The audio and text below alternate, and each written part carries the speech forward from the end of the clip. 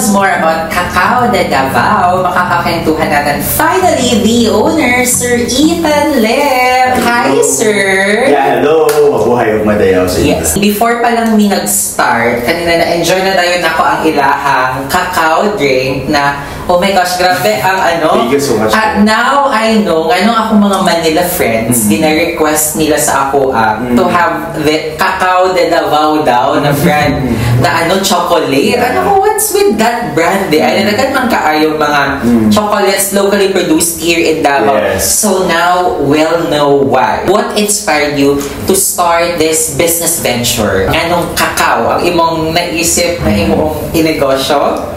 Actually, Ken, na-inspire talaga ako sa grandfather ko. Okay. Way back before, I started the cacao journey kasi year 2013. So, bata pa lang ako. So, 2013 pa lang? Okay. 2013 pa lang. Bata pa lang ako, sumasama-sama ako sa kanya para makita ko kung paano ba talaga nag-run yung cacao industry.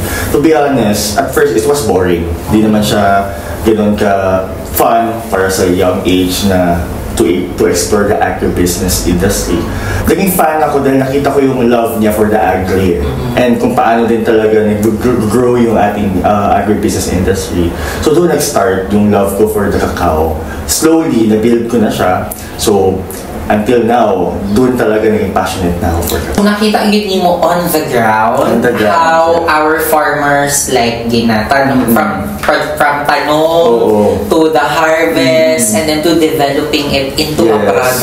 Kaya doon ko nakita na parang parang interesting tong cacao industry. Dapat mahal mo talaga yung ginagawa mo. Yes. So that is one thing that I learned from my grandfather.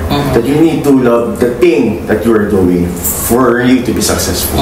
In fairness, nagita yung mga ingkanan na bond with our grandparents na even until now, na pag magdako na tayo, we always carry that story from them. Yeah. One of the best experiences in life na experience na with our grandparents. What was the mission then, Ethan?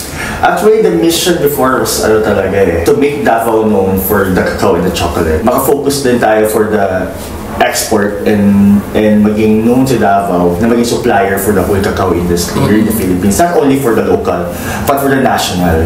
That was the mission before. So you are not gatekeeping. We have to give credits also to our local farmers.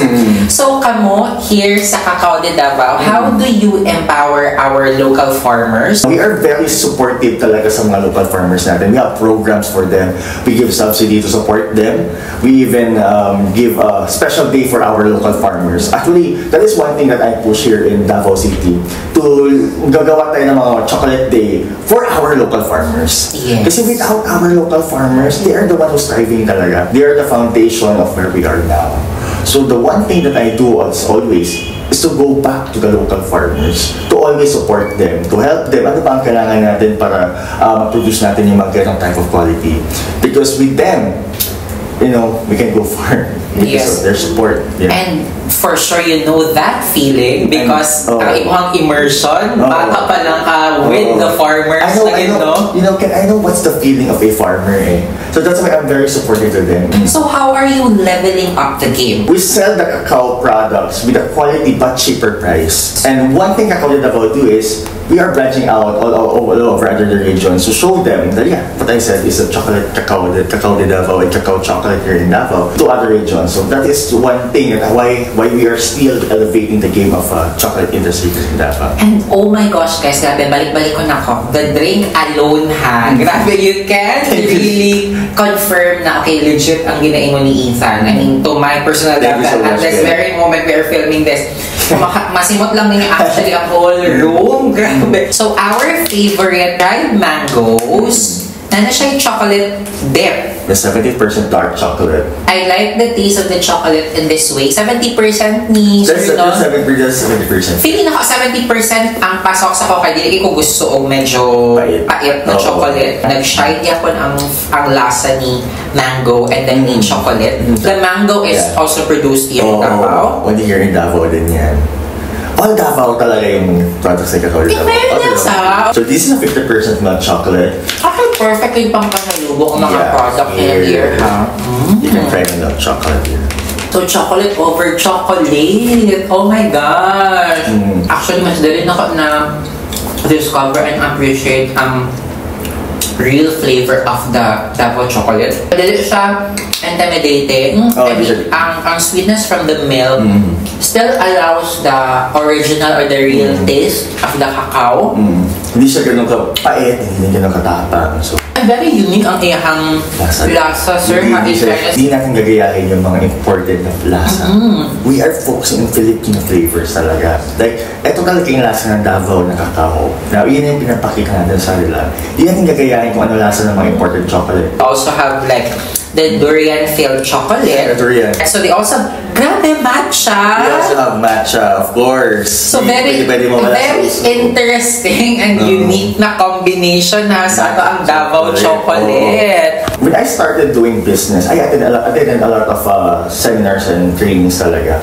One is DTI, of course. This will be your foundation on learning talaga and improving your skills, especially for the leadership. Para ma-learn nyo pa more deeper than the business. Magiging passionate ka sa ginagawa mo, ma-learn mo deeply kung ano ba talaga yung gusto mong gawin. With this type of trainings, after the DTI, I started doing the DTI before. It is my honor na I am talking na to the DTI. I am representing the DTI right now about the business. Especially with my mentor, Joey Concepcion of Go Negosyo. Hello, Joey. I was 18 years old when I was attending the DTI seminar. Grabe, no? At a very young age. Very young age.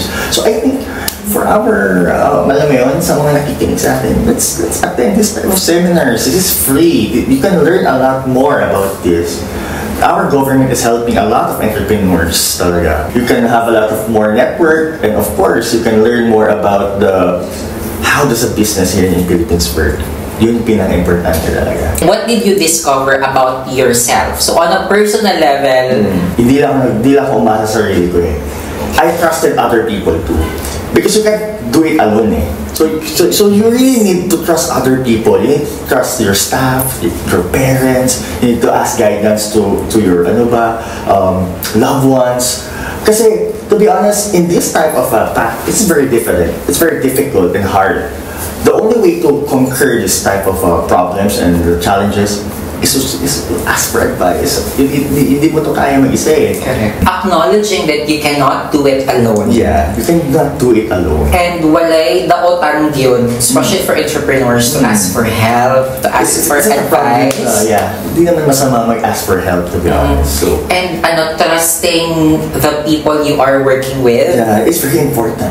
The trust is very important. How do you make your brand now unforgettable? Make sure ko na yung quality is there. Kahit na mura yung presyo, make sure ko na pasok pa rin yung quality niya, hindi na tinitipid. And of course, the stores. I keep expanding our stores, other regions, para sa mga other visibility. Yeah, visibility talaga. We are always focusing on helping the city government of Davao talaga to make Cacao known here in Davao. Because we want to provide to our fellow Davaoenos the chocolate, the pasalubong that they can give to other tourists here in Davao. My brand is helping a lot of families. That is success for me. Correct. So now, Ethan, let's invite them. Visit Cacao de Davao. We are available in SM Mall, Supermarket, Department Store. SM! Yeah, SM Mall, Supermarket, and Department Store. We are also available in Cultura and Gordo's and others grocery stores nationwide. Social media account, Cacao de Davao in Instagram, Cacao de Davao in Facebook, Shopee and Lazada for online orders. Of course, follow us and like our page. Thank you. Taray, they are everywhere. We are everywhere. To close our kantuhan, Ethan, Cacao de Davao is big already now, Boyan. But in 5 years from now, where do you see Cacao de Davao? I can see Cacao de Davao, one of the thing na pupuntahan ng mga tao if they want to learn more about cacao. And of course, a store that provide a lot of products to help other families na gusto rin magnegosyo. So this is not about like binibenta namin chocolate namin. We want also sooner or later na makaprovide kami ng parang resellers for our na gusto magnegosyo. And of course, I want Cacao de Davao to be known that a chocolate store in the Philippines. We want it to expand also in other airports in other countries. 5 years from now, I can envision it. 5 years from now, I can see Cacao de Davao as a chocolate store in other Filipino store in other countries because as right now we are expanding national. So sooner or later, I want it to expand also in international to bring the Filipino chocolate cacao ng Davao. Cacao de Davao is cacao ng Davao. Yes, I love it. And for sure, let's manifest. Hindi mabot ang 5 years. That manifestation, that dreams, that goals will come to reality.